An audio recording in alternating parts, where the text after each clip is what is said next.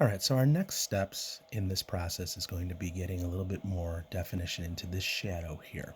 So we started with this one curve and we did about a number 4 tone in the whole thing. And what we're going to do after this is now we're going to do a lighter tone and we're going to stick out a little bit outside of our shadow. So our shadow is about to get a little bit larger. This is maybe about a 3, kind of fading to maybe almost a 2 at the very edge. And I'll buff that out as well. I want to get that smooth.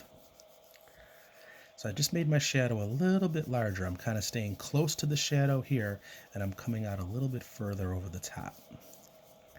And I'm also going to add a darker stripe in my shadow, kind of like another arc.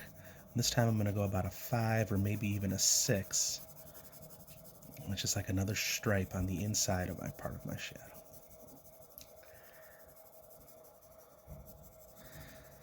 So I've created a lighter outside portion of my shadow and a darker inside portion. And I'll follow this up and finish this off with a couple of white streaks, just a little bit here and here, kind of following that little curved shape.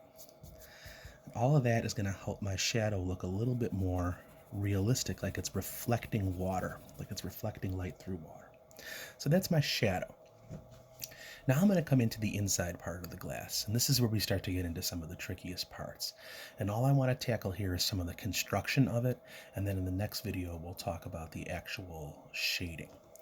There's going to be another circle here underneath the first one, but unlike the one that we did when we traced, which was the same size, this one's going to be smaller, and it's going to sit inside here. It's going to not quite touch my top circle. There's going to leave a little bit of space, and I'm just going to freehand a circle here.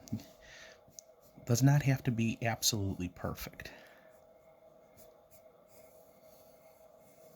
I'm going to freehand a circle in that part of the glass. Okay, so it's a little bit down from the top, and there's a circle there. The other thing I'm going to do at this point is from just about the edges of this little arc that I have here, I'm going to draw 2 little curves down, like that. So I've sort of got a circle, and I've got almost like another partial circle sitting on top of it. And that's the next steps that I want you to tackle. Advance your shading down here in the shadow. Create a circle inside your glass that's a little bit down from the top circle, a little bit apart. And then sort of continue these lines from your little hump inside the top circle down like this. And stop there for now.